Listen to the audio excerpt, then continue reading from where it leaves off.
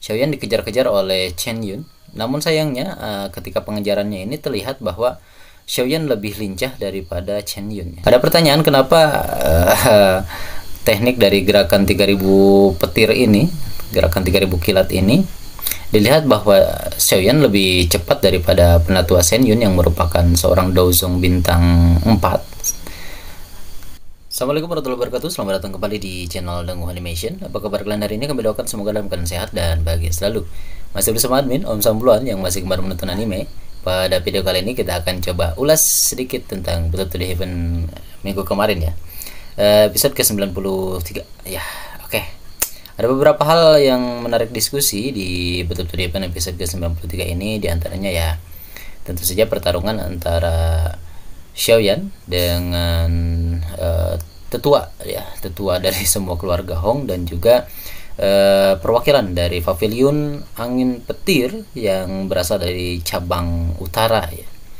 Seperti yang kita tahu bahwa Xiaoyan akhirnya bentrok juga dengan anggota dari pavilion ini, karena sebelumnya Xiaoyan membela ya keluarga Hong membela keluarga Han dari gertakan keluarga Hong yang ingin mencaplok keluarga Han dengan cara ingin menikahi dua orang putrinya, yaitu Han Sui dan Han Yue.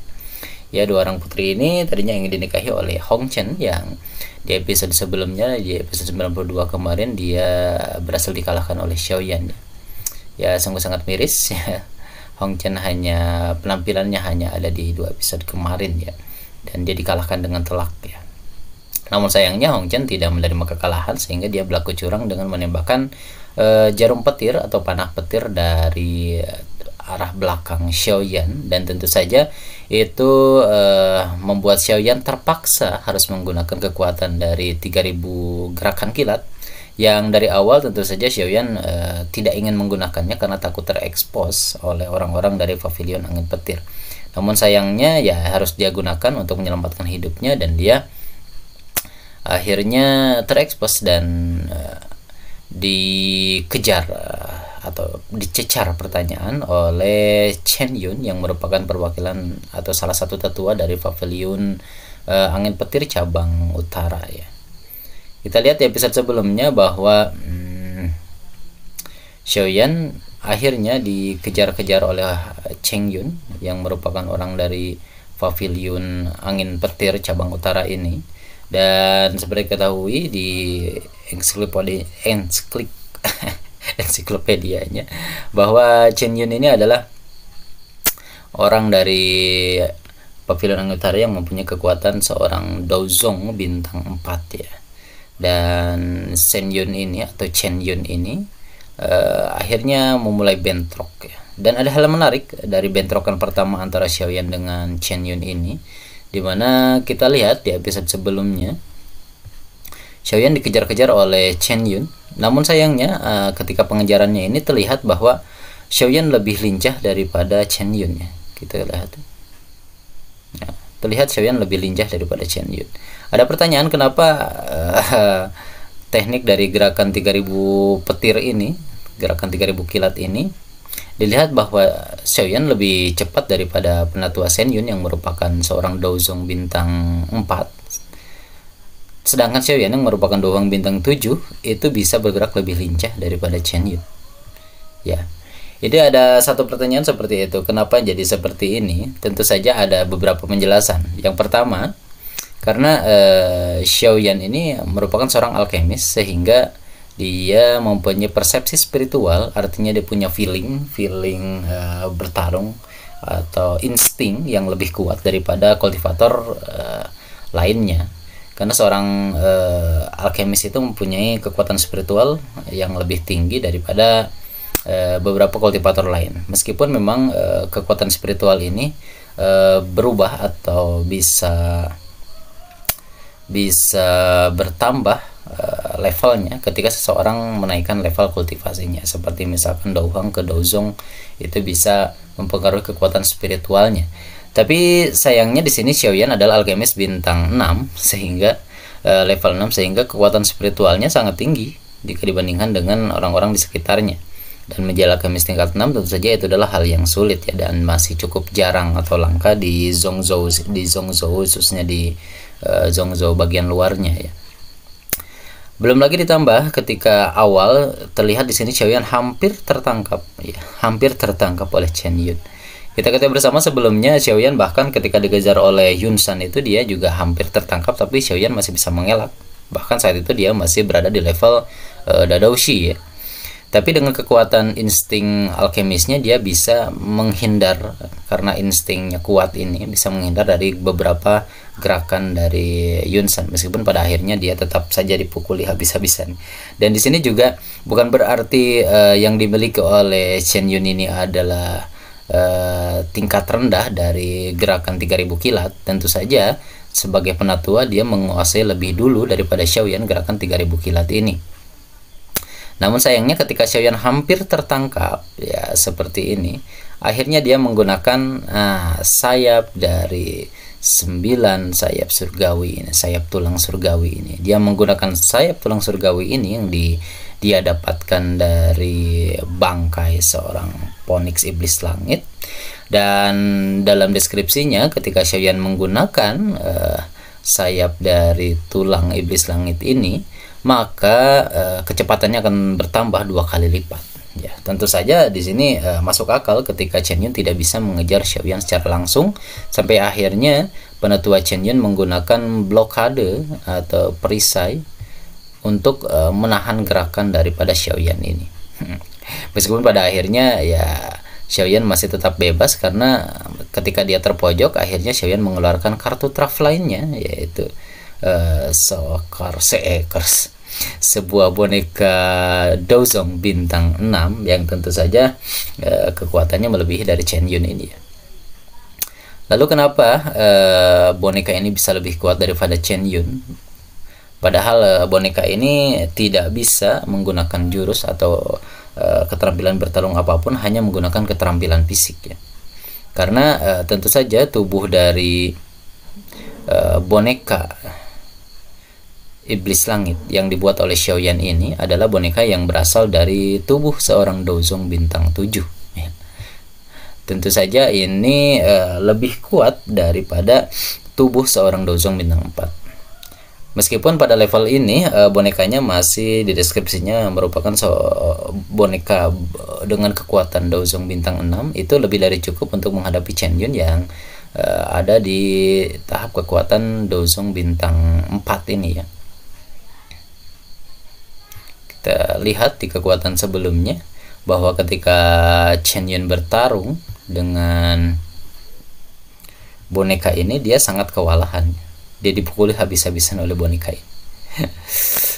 Sangat menarik ya, karena dia seorang penatua yang awalnya sangat arogan, dan dia menyangka bahwa dengan kekuatannya dia bisa menangkap Xiaoyan hidup-hidup. Bahkan dia memberikan 2 pilihan antara Xiaoyan yang dibawa ke pavilion Falling Star, ke pavilion Fenglei ya, pavilion angin petir, untuk diinterogasi atau mati di tempat dieksekusi oleh Chen Yun pada saat itu. Dan tentu saja dari 2 pilihan ini tidak ada yang bisa menarik perhatian Xiaoyan, dan dia bisa menghajar Chen Yun habis-habisan dengan kekuatannya ini. Oke, memang banyak hal menarik, salah satunya itu ya, kenapa kecepatan dari gerakan 3000 kilat yang dimiliki oleh penatua ini tidak lebih cepat daripada Xiaoyan, karena Xiaoyan mempunyai sayap 9 binatang buas ini ya, yang dia sempurnakan sebelumnya dari bangkai dari bangkai seekor iblis Phoenix langit ya. Dan itu menambah kecepatannya menjadi 2 kali lipat. Itu adalah beberapa hal yang menarik. Tentu saja juga hal-hal yang menarik adalah ketika pertarungan antara penatua Chen Yun dengan boneka ini, dan tendangan dari boneka ini malah bisa membuka spasial ya, atau membuat retakan spasial ya ketika mereka bertarung. Ini juga menarik ya. Lalu ada lagi ya, dan jika kita lihat ketika Xiaoyan bertarung dengan semua anggota klan Hong ya, atau keluarga Hong, kita ketahui bersama bahwa ketika Xiaoyan melawan beberapa orang dari keluarga Hong hampir semuanya sudah muncul ya. Jika kita lihat di wikinya, keluarga Hong yang sudah muncul. Kan Hong Chen ini sudah dikalahkan oleh Xiaoyan, Hong Li juga, Hong Mu juga, dan Hong Li kemarin sebagai leadernya juga bahkan sudah hampir dieksekusi oleh Xiaoyan jika saja dia tidak memanggil Hong Tianxiao yang merupakan leluhur dari keluarga Hong.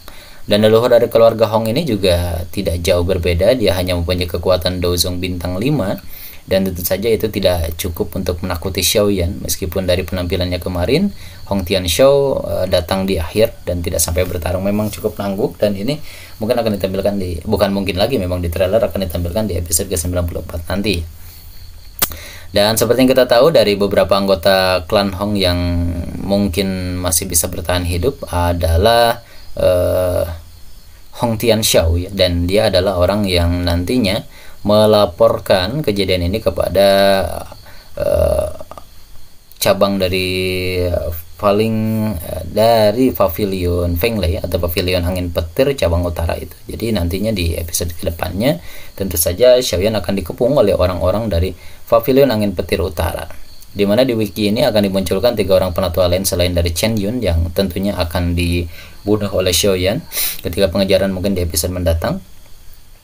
Dan 3 penatua lainnya tentu saja tidak bisa menemukan Xiaoyan, sehingga mereka terpaksa akan menekan keluarga Han atau menyandar semua anggota Han agar Xiaoyan bisa datang dan bertarung dengan mereka nanti di keluarga Han ya. Pertarungannya masih panjang. Ini adalah pertarungan awal Xiaoyan dengan orang-orang dari pavilion Fenglei angin petir ini. Ini adalah pertarungan awal mereka, dan nantinya tentunya di puncaknya adalah pertemuan dari 4 pavilion, di mana nantinya Xiaoyan akan bertemu dengan Feng Zhenze. Nah, maka dari situ maka Xiaoyan tidak akan dikejar-kejar lagi oleh orang-orang dari pavilion Fallingstar secara brutal, karena Xiaoyan sudah ada di bawah naungan Feng Zhenze, yaitu Fallingstar Pavilion yang merupakan pavilion paling kuat saat ini di Zhongzhou ya.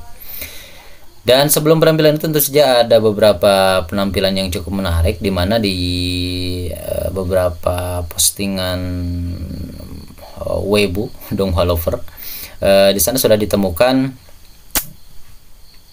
postingan dari seorang pimpinan dari pavilion cabang timur kalau tidak salah ya.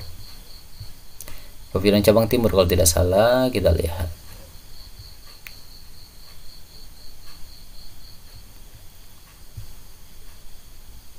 Oh iya, bukan. Nantinya akan dimunculkan oleh seseorang yang merupakan pimpinan dari cabang utara ini, karena beberapa anggotanya dihabisi oleh Xiaoyan di pertarungan ini, maka tentu saja pimpinan akan turun langsung untuk memburu Xiaoyan yang telah menghancurkan cabang pavilion Fenglei cabang utara ini. Dan Fei Tian ini adalah seorang Dozong bintang 8, tentu saja dia mempunyai kekuatan yang sangat wah ya, jika dibandingkan dengan beberapa orang yang dihadapi oleh Xiaoyan saat ini. Dan ini merupakan Dozong terkuat yang didatangi oleh Xiaoyan, yang dihadapi oleh Xiaoyan ketika pertama kali datang ke Zhongzhou.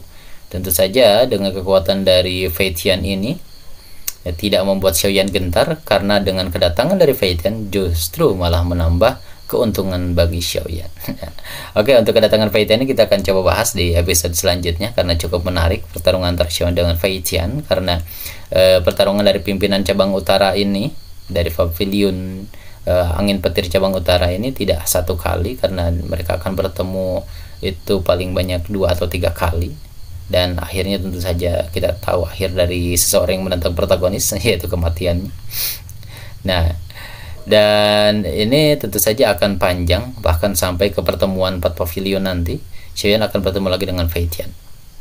Ya teman-teman, itu saja mungkin hal menarik yang bisa kita bahas dari pertarungan sebelumnya. Di antaranya ialah ya pertemuan Xiaoyan dengan beberapa anggota dari pavilion angin petir, dan juga habisnya orang-orang dari keluarga Hong nantinya dibantai oleh Xiaoyan, dan itu akan kita temukan mungkin nanti di episode mendatang ya. Lebih menariknya memang di episode-episode nanti akan ada kekuatan-kekuatan lain, mungkin leluhur dari keluarga Han akan dimunculkan ya, karena kita ketahui bahwa keluarga Han juga mempunyai seorang Dozong yang belum muncul sampai saat ini. Teman-teman, bagaimana komentar kalian tentang episode Betul Ribbon 93 kemarin? Jika ada hal yang terlewat, mungkin untuk hal didiskusikan lebih menarik, silahkan kalian tulis di kolom komentar. Dan masih ada banyak obrolan menarik lainnya yang akan kita bahas di video menarik lainnya. Oke, jadi jangan sampai ketinggalan. Tetap stay tune di channel ini. Silahkan klik like, share dan teman kalian. Dan jika kalian berkenan, silahkan subscribe juga sebagai dukungan kalian agar tentu saja dukungan kalian channel ini bisa lebih berkembang dan memberikan informasi yang menarik dan menghibur bagi Dongwala semua. Oke, see you next time. Assalamualaikum warahmatullahi wabarakatuh. Salam Dongwala.